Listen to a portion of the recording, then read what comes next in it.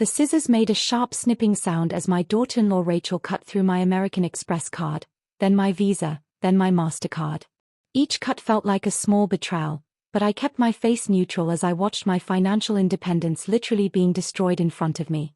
"There," she said with satisfaction, dropping the plastic pieces into the trash can. "No more impulse purchases, no more confusion at checkout counters. This is for your own good, Eleanor." My son Michael stood behind her, looking uncomfortable but not intervening. "Mom, we're just trying to help. Last week you bought groceries twice in one day. That's a sign of memory problems." I nodded politely. "I understand your concern, dear." What they didn't understand was that I'd bought groceries twice because Rachel had complained about the cheap brands I'd purchased the first time. I'd gone back to get the organic, name-brand items she preferred, using my own money to keep peace in what they believed was their household. "From now on, I'll handle all the shopping," Rachel announced. "I've already talked to Dr. Peterson about your increasing confusion. He agrees that financial management can become difficult for people your age." I thought about Dr. Peterson, my longtime physician who had never mentioned any concerns about my cognitive abilities. In fact, at my last appointment, he'd complimented me on how sharp I remained at 78. But Rachel had a way of interpreting conversations to support whatever narrative she wanted to create. "I'll give you a weekly allowance," she continued, pulling out her wallet and handing me $40. "This should cover any personal items you need." $40. I almost smiled at the irony. The watch on my wrist was worth more than $40,000, but to Rachel, I was now a child receiving pocket money. Michael finally spoke up, though weakly. "Isn't $40 a bit?" "Michael, your mother is living in our house rent-free. We're covering all her expenses, food, utilities, medical costs. $40 for personal spending is more than generous." I accepted the money gracefully, tucking it into my purse next to my phone, which had been buzzing intermittently with calls from my financial advisor. Calls I would have to return later, privately. The truth was that I'd been observing my son and daughter-in-law's behavior for the 8 months I'd been living with them. After my husband Harold died, I'd made the strategic decision to appear more vulnerable than I actually was, curious to see how my family would treat me when they believed I had no other options. What I'd discovered was deeply disappointing. Rachel had married Michael 2 years ago, clearly attracted to what she perceived as his family's wealth. She'd seen the nice house, which I'd helped him buy, the luxury cars, which I'd co-signed for, and the comfortable lifestyle, and assumed she'd married into money. What she hadn't realized was that all of that comfort was built on my financial foundation. "Now," Rachel said, settling into the chair across from me like a parent about to lecture a child, "we need to discuss some other changes. Michael and I have been talking, and we think it's time you considered assisted living." My chest tightened, but I kept my expression neutral. "Oh. There are some lovely facilities in the area. Sunrise Manor has a wonderful program for people with memory issues. You'd have your own room, 3 meals a day, and professional staff to help with your medications." Michael looked guilty. "Mom, it's not that we don't want you here. It's just, Rachel's pregnant." This was news to me. I looked between them, noting Rachel's hand placed protectively over her still flat stomach. "Congratulations," I said sincerely. "When is the baby due?" 6 months, Rachel beamed. "Which is why we need to start planning ahead. We'll need your room for the nursery, and honestly, I don't think it's safe for you to be around a newborn with your episodes." Episodes. I thought back over the past months, trying to remember any episodes that might justify this concern. There had been the time I'd forgotten to turn off the kitchen light, which Rachel had interpreted as dangerous confusion. And the morning I'd asked what day it was, not because I was confused but because I'd been focused on calculations for my investment portfolio review. "I see," I said quietly. "And when would you like me to move?" "Well, we were thinking next month.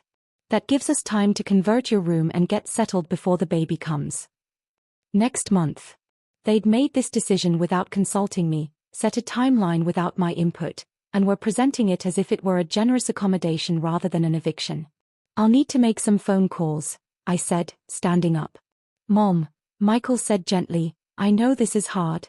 But Sunrise Manor really is nice. We toured it last week, and the staff is wonderful." They toured it without me. They'd made decisions about my future while I was. Where had I been last week? Oh yes, at my monthly meeting with my portfolio manager, reviewing the performance of my $8 million investment account. I went to my room and closed the door, then pulled out my phone to return the calls I'd missed. The first was from James Wright, my financial advisor for the past 15 years. Eleanor, I've been trying to reach you. We need to discuss the quarterly rebalancing of your portfolio. James, I may need to make some significant changes to my arrangements. Can we meet tomorrow? Of course. Is everything all right? I looked around the room that had been my sanctuary for 8 months, the room that would soon be painted pink or blue for a grandchild I might rarely see if I allowed myself to be shipped off to assisted living. Everything is about to change, I said. The next morning, Rachel got ready for her usual shopping trip, the weekly grocery run that had become an elaborate production involving multiple stores and expensive organic brands. She'd taken over this responsibility to help me, but I'd noticed the bills had nearly doubled since she'd been doing the shopping. I'm heading out, she announced, grabbing her purse and keys. Do you need anything special? No thank you, dear. She headed for the door, then stopped. Oh, and Eleanor? I've hidden your checkbook, just in case. Dr. Peterson said it's important to prevent financial confusion in patients with memory issues. I watched her leave, then immediately called James. Can you meet me at the bank this morning instead of your office? Certainly. Is there a problem? There's about to be. An hour later, I sat in the private banking section of First National, reviewing documents with James and the bank manager, Mrs. Patterson. So you want to restructure all the automatic payments? Mrs. Patterson asked. That's correct. I want to stop all payments that are currently being made from my accounts to cover my son's expenses. James looked concerned. Eleanor, that includes his mortgage, car payments, and the line of credit he's been using. Are you sure about this? I thought about Rachel cutting up my credit cards, about being given $40 like a child's allowance, about them touring assisted living facilities without me. I'm completely sure. Mrs. Patterson made notes on her tablet. This will take effect immediately. The automatic transfers will stop, and any pending payments will be cancelled. There's something else, I said. I want to liquidate some investments and transfer a significant amount to my checking account. How significant? James asked. $2 million. Both James and Mrs. Patterson stared at me. Eleanor, James said carefully, that's a quarter of your portfolio. May I ask what this is for? It's time to stop hiding who I am, I said simply. When I returned home 2 hours later, Rachel still wasn't back from her shopping trip. I used the time to call my lawyer and make arrangements for some additional changes that would take effect over the next few days. Rachel returned around noon, struggling with multiple bags of groceries. She seemed to be in a particularly good mood. You won't believe the deals I found today, she said cheerfully. I got those organic steaks you like, and the imported cheese, and... She trailed off as she pulled out her credit card to show me the receipt. That's odd. She tried swiping her card through the reader on her phone, then tried a different card. Both were declined. The machines at the store were acting up too, she muttered, pulling out her phone to check her banking app. Her face went pale as she stared at the screen. Michael, she called frantically. Michael, get in here. My son came running from his home office, where he'd been working remotely. What's wrong? All our cards are being declined. The bank app says we have insufficient funds, but that's impossible. We just got paid, and we have the line of credit. Michael pulled out his own phone and checked their accounts. His face went ashen. This can't be right. It shows 0 available credit and, oh God, Rachel, look at this. He showed her the screen, and I could see her hands shaking as she read it. It says the mortgage payment was returned for insufficient funds. But we have automatic payments set up. They both turned to look at me, and I could see the wheels turning in their heads. Mom, Michael said slowly, you wouldn't. I smiled peacefully. Didn't what, dear? The automatic payments for our bills, some of them come from an account you set up for us. Oh yes, I said, as if just remembering. I cancelled those this morning. I realized I won't need to maintain them after I move to assisted living next month. The silence that followed was deafening. Rachel and Michael stared at each other, then at me, then back at each other. Mom, Michael's voice cracked, how much of our? I mean, what exactly did you cancel? I pulled out a folder from my purse, one of several I'd brought home from the bank. Let's see.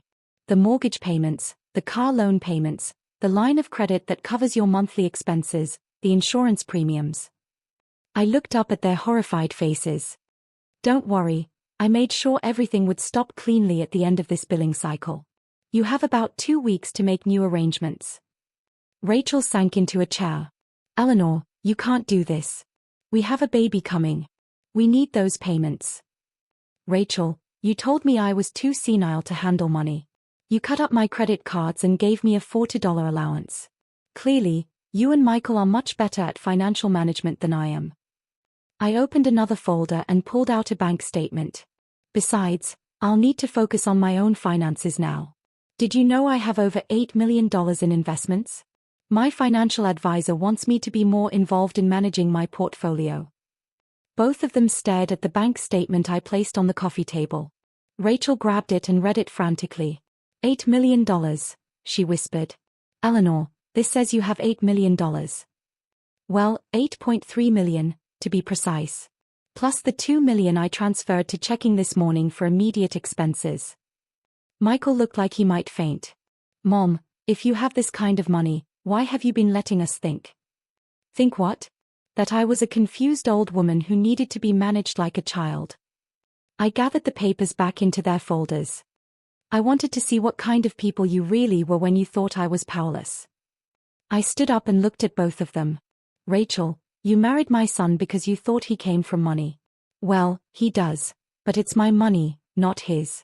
And Michael, you allowed your wife to treat me like a burden while I was actually subsidizing your entire lifestyle. Rachel was frantically calculating something on her phone. The mortgage payment is due in 10 days. If it doesn't go through, you'll need to make other arrangements, I said calmly. I'm sure two financially capable adults who think I'm too senile to manage money can figure something out.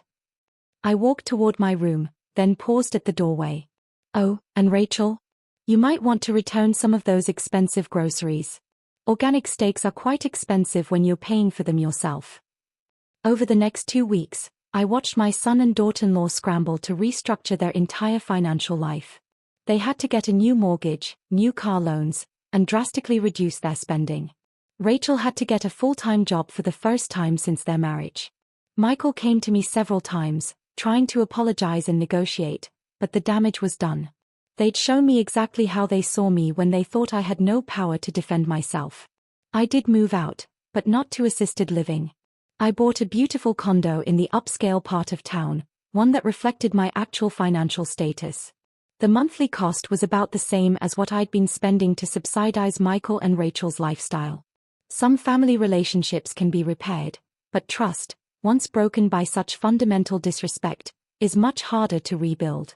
Rachel never apologized. She maintained that they'd been trying to help me, even after losing their house and lifestyle. As for Michael, we slowly began rebuilding our relationship, but it took time for him to understand that loving someone doesn't mean controlling them, and that age doesn't automatically equal incompetence.